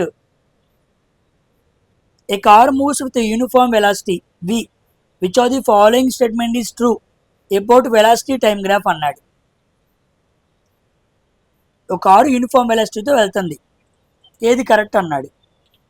ఓకేనా, యూనిఫామ్ వెలాసిటీతో వెళ్తున్నప్పుడు ఏం కరెక్ట్ అన్నాడు చూద్దాం. యూనిఫామ్ వెలాసిటీ అంటే యాక్సిలరేషన్ ఈక్వల్ టు 0, అవునా కదా. ఇదేమో వెలాసిటీ, ఇదేమో time. Acceleration equal to velocity by time. అంటే నాకు వెలాసిటీ టైం గ్రాఫ్లో ఏం తెలిసిద్ది, యాక్సిలరేషన్ తెలిసిద్ది. యాక్సిలరేషన్ ఎంత, 0. దీన్ని మనం ఏమంటాం, స్లోప్ అంటాం. ఇప్పుడు స్లోప్ కూడా ఏమైద్ది, 0 అయిద్ది. So A option is the correct answer, అంతే కదా. యాక్సిలరేషన్ 0 యూనిఫామ్ మోషన్లో. యాక్సిలరేషన్ అంటే ఈ స్లోపే. ఏ 0 అయిందంటే ఈ స్లోప్ కూడా 0నే. Simple point. ఓకేనా. So coming to next question. ఈ క్వశ్చన్ చూడండి. A book is at rest on a table. Which of the following statements correctly describes the action reaction pair according to Newton's third law. Newton's third law ప్రకారం ఒక example అనేది మనకిచ్చి ఇక్కడ మనకేముండిద్ది, చర్య ప్రతిచర్య ఉండిద్ది. ఆ చర్య ప్రతిచర్య వేటి మధ్య ఉండిద్దో అడిగాడు. ఓకేనా, సింపుల్ పాయింట్. ఇక్కడ బుక్ ఉంది, టేబుల్ ఉంది, ఎర్త్, భూమి మీద టేబుల్, ఇది ఎర్త్ అన్నమాట. ఎర్త్ మీద టేబుల్ ఉంది, టేబుల్ మీద బుక్ ఉంది, అదే కదా పాయింట్. ఇప్పుడు గురుత్వాకర్షణ శక్తి దేనికి ఉండిద్ది, ఎర్త్కు ఉండిద్ది, అవునా కాదా. కాబట్టి ఎర్త్ ఏం చేస్తుంది, ఈ భూమి మీద గురుత్వ బలాన్ని చూపిస్తూ ఉండిద్ది. తర్వాత మరి బుక్ కూడా ఎర్త్ మీద ఏం చేస్తుంది, గ్రావిటేషనల్ ఫోర్స్ని చూపిస్తూ ఉండిద్ది అనమాట. కానీ దీని mass m1, earth mass m2. దీని మాస్ చాలా అంటే చాలా ఎక్కువ, దీని మాస్ చాలా అంటే చాలా తక్కువ. భూమి మాస్తో పోల్చుకుంటే బుక్ ఒక మాస్ చాలా తక్కువ. కాబట్టి ఇక్కడ బుక్కు ఎర్త్ అనేది మాత్రం వచ్చింది, కానీ టేబుల్ అనేది రాదనమాట. కాబట్టి బుక్కు ఎర్త్ బుక్ మీద బలాన్ని చూపిస్తుంది, బుక్ ఎర్త్ మీద కూడా బలాన్ని చూపిస్తుంది.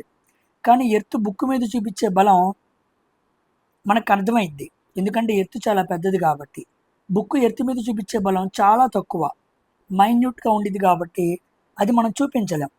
మనం కూడా అంతే, మనము భూమి ఉన్నాం, మన మీద భూమి యొక్క గురుత్వాకర్షణ బలం ఉండిద్ది, మన బలం భూమి మీద కూడా పడిద్ది అనమాట.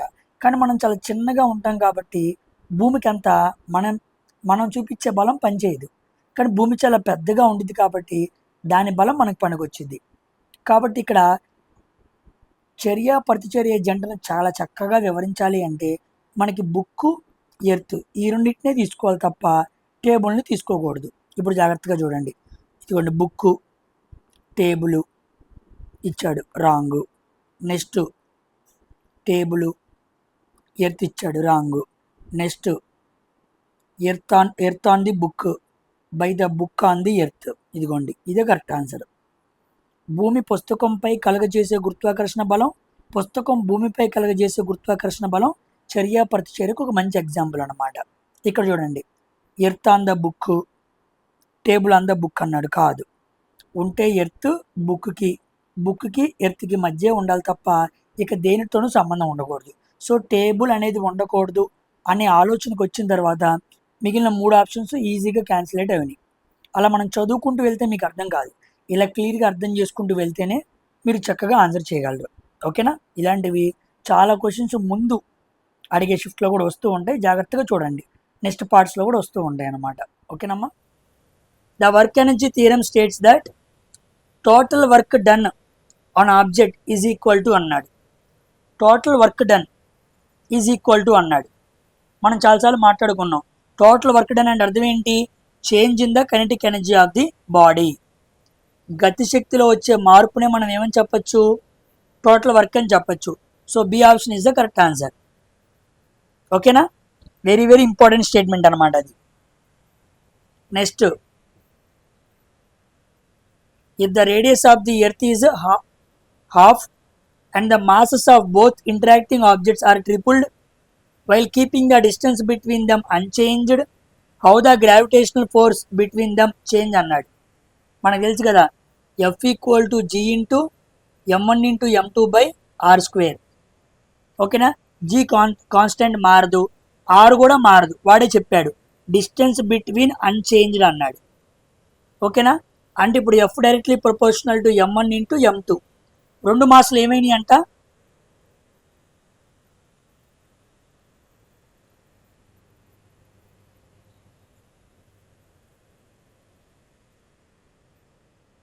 భూమి యొక్క వ్యాసార్థాన్ని తగ్గించి అన్నాడు.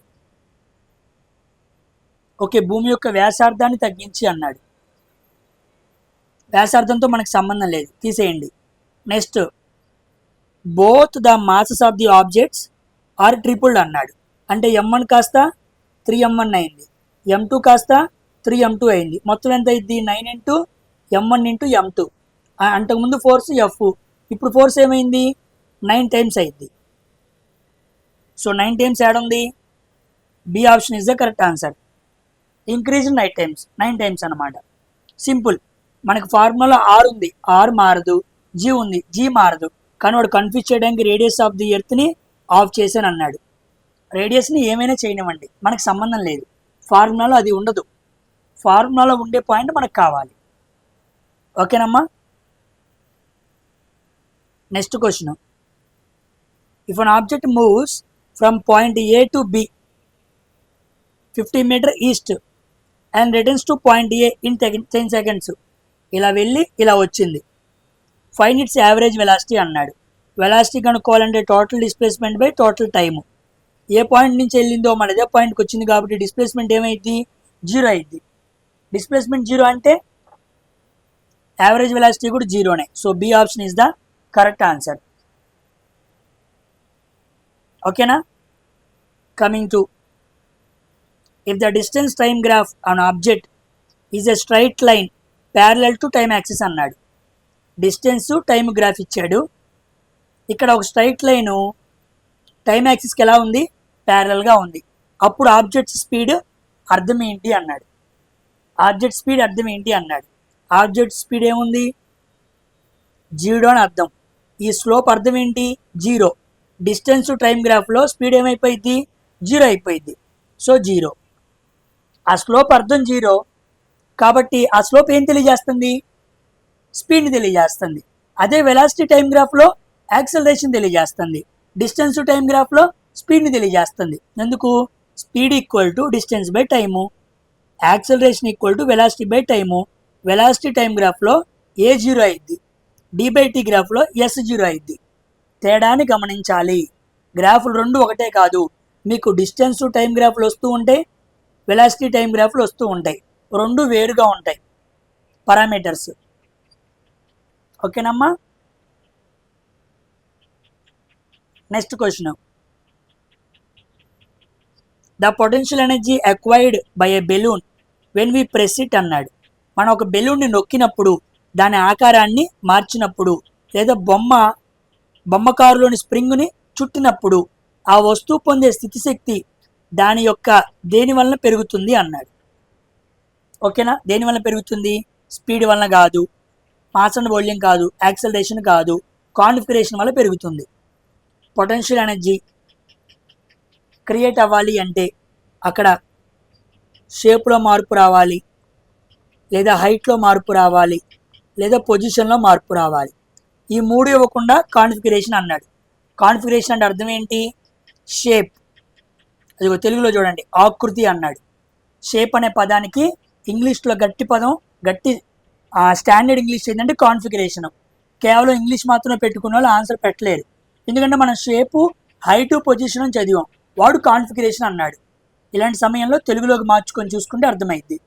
ఓకేనా, స్టాండర్డ్ ఇంగ్లీష్ అడుగుతున్నాడు ఇంగ్లీష్ పెట్టిన వాళ్ళు, గమనించండి. ఎన్సీఆర్టీలోని ఇంగ్లీష్ తీసుకొచ్చి వేస్తున్నాడు. Uniform circular motion which are the following quantities remains constant. ఏది కాన్స్టెంట్గా ఉండిద్ది అన్నాడు. యూనిఫామ్ సర్క్యులర్ మోషన్లో వెలాసిటీ మారుతూ ఉండిద్ది, అంటే స్పీడ్ కాన్స్టెంట్గా ఉండిద్ది. తర్వాత యాంగులర్ వెలాసిటీ కాన్స్టెంట్గా ఉండిద్ది. ఓకేనా. నెక్స్ట్ కైనెటిక్ ఎనర్జీ కాన్స్టెంట్గా ఉండిద్ది. ఈ మూడు గుర్తుపెట్టుకోండి. తిరుగుతున్న వస్తువుకి, సర్క్యులర్ మోషన్లో తిరుగుతున్న వస్తువుకి ఈ మూడు కాన్స్టెంట్గా ఉంటాయి. Speed, angular velocity, kinetic energy. ఓకేనా. మరి ఏవి కాన్స్టెంట్గా ఉండవు అవి కూడా తెలియాలి కదా. వెలాసిటీ కాన్స్టెంట్గా ఉండదు, మారుతూ ఉండిద్ది. యాక్సలరేషన్ కాన్స్టెంట్గా ఉండదు, మారుతూ ఉండిద్ది. మొమెంటం కాన్స్టెంట్గా ఉండదు, ఎందుకంటే వెలాసిటీతో సంబంధం అనమాట. మొమెంటం అంటే మాస్ ఇంటూ వెలాసిటీ. ఇది మారింది కాబట్టి మొమెంటం మారింది. Acceleration to velocity by time. Velocity మారింది కాబట్టి యాక్సలరేషన్ మారింది. ఒక్క వెలాసిటీ చేంజ్ అయితే యాక్సలరేషన్ మారిపోయింది, మొమెంటం మారిపోయింది. సో ఇవి కాన్స్టెంట్గా ఉంటాయి. వాడేమడిగాడు, ఏది కాన్స్టెంట్ అన్నాడు. ఇప్పుడు మన ఆన్సర్ ఏమవ్వాలి, స్పీడ్ అవ్వాలి. ఇది కాదు, ఇది కాదు, ఇది కాదు. కాన్సెప్ట్ అనమాట. కాన్సెప్టే ఇక్కడ విషయం. ఈ 3 పాయింట్లు రాసుకోవాలి. కాన్స్టెంట్గా ఉండనివి 3, కాన్స్టెంట్గా ఉండేవి 3. వెరీ వెరీ ఇంపార్టెంట్ అమ్మా. ఎగ్జామ్స్లో బాగా అడుగుతూ ఉంటాడు ఇవన్నీ కూడా.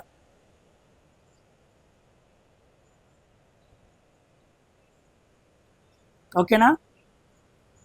Next question. A satellite moves in a circular orbit.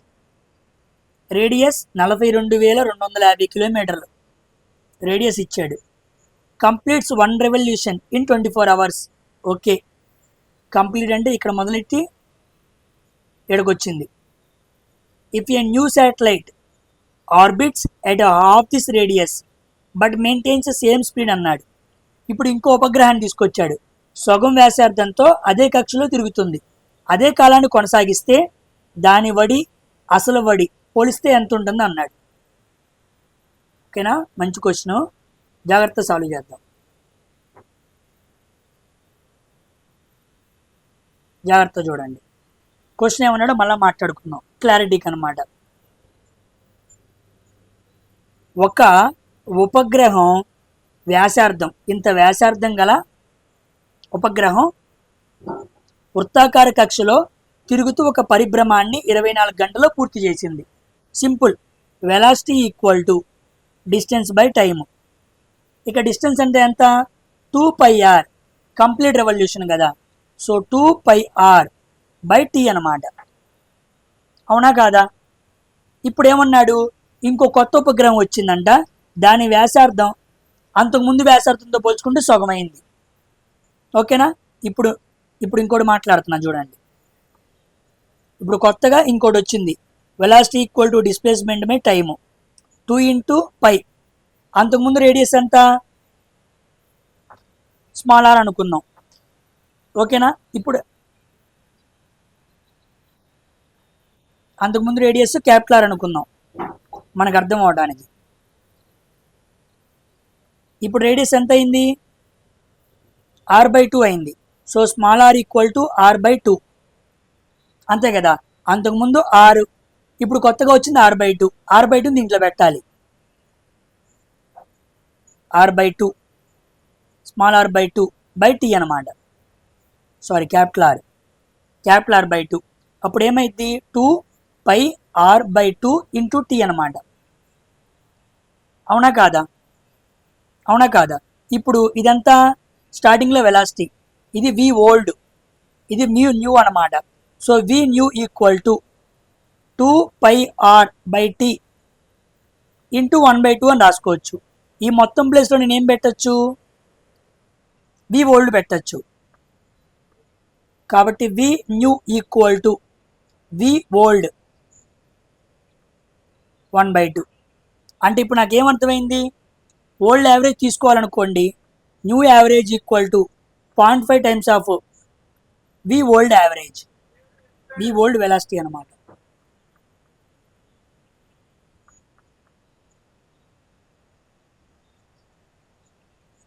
Point మీకు అర్థమైందా. సింపుల్ పాయింట్ ఏమీ లేదు. Velocity equal to displacement by time, distance by time. Distance అంటే ఎంత, 2πr/t రాశాను. ఇప్పుడు కొత్తగా ఇంకో శాటిలైట్ వచ్చింది, న్యూ శాటిలైట్. దాని రేడియస్ ఎంత, అంతకుముందు రేడియస్తో పోల్చుకుంటే సగం, కాబట్టి r/2.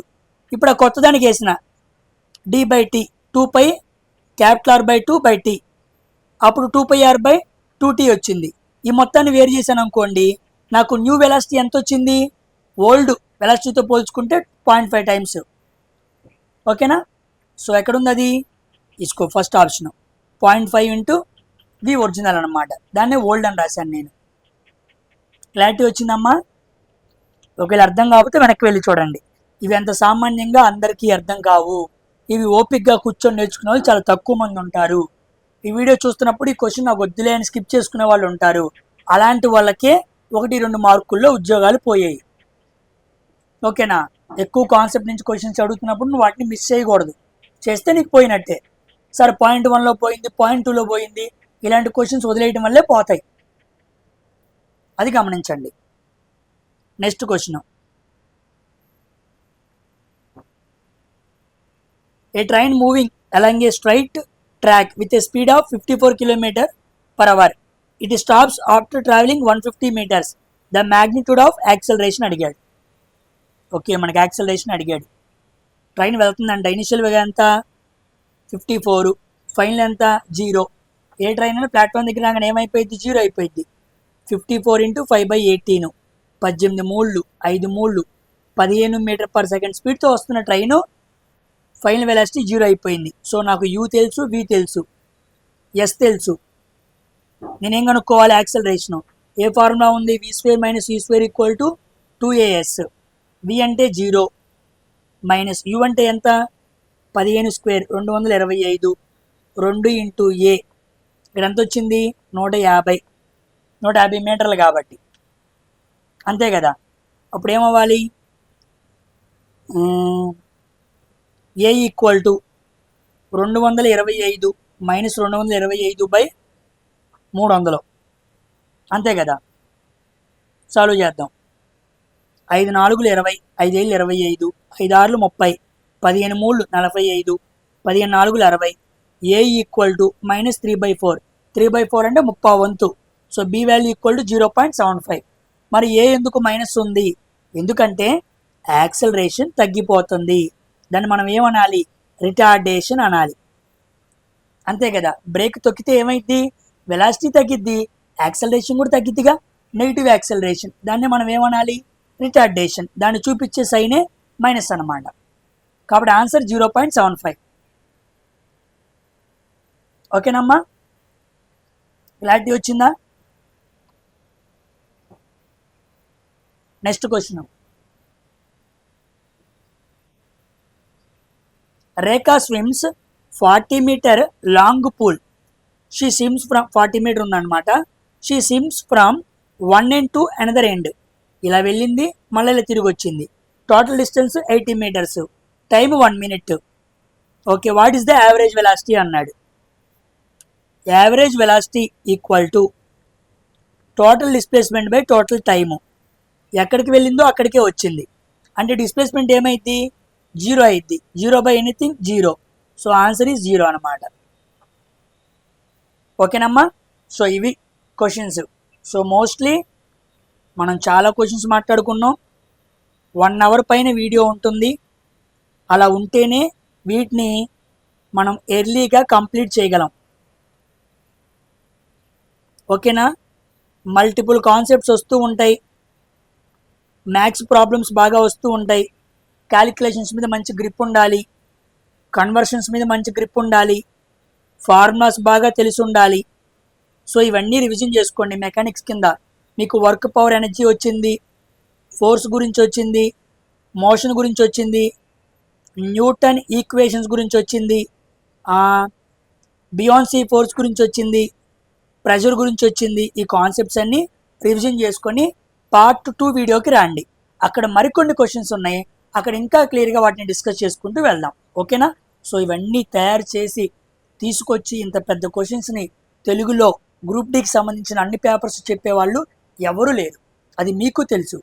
అప్డేట్ చెప్పేవాళ్ళు ఉన్నారు కానీ సబ్జెక్ట్ చెప్పేవాళ్ళు లేరు. ఓకేనా? కాబట్టి నేను అప్డేట్స్ అండ్ సబ్జెక్టు 2 ప్యారల్గా చెప్పుకుంటూ వెళ్తున్నా. మీ సపోర్ట్ నాకు ఇంకా కావాలి. కాబట్టి అందరూ కూడా ఈ వీడియోని లైక్ చేసి రైల్వే ఎగ్జామ్స్కి ప్రిపేర్ అయ్యే ప్రతి ఒక్కరికి, రైల్వేనే కాదు ఇక వేరే సైన్స్ ప్రిపేర్ అయ్యే ప్రతి ఒక్కరికి కూడా ఎన్సీఆర్టీ కింద సిబిఎస్ఈ కింద ఈ సిలబస్ మొత్తం కవర్ అవుతుంది. కాబట్టి ఈ క్వశ్చన్స్ అన్నీ చాలా వరకు ఉపయోగపడతాయి. ఇక్కడ అందరికీ వీడియో షేర్ చేయడం మర్చిపోవద్దు. నెక్స్ట్ వీడియోలో కలుద్దాం. Until then thank you very much for watching science for railways. Bye.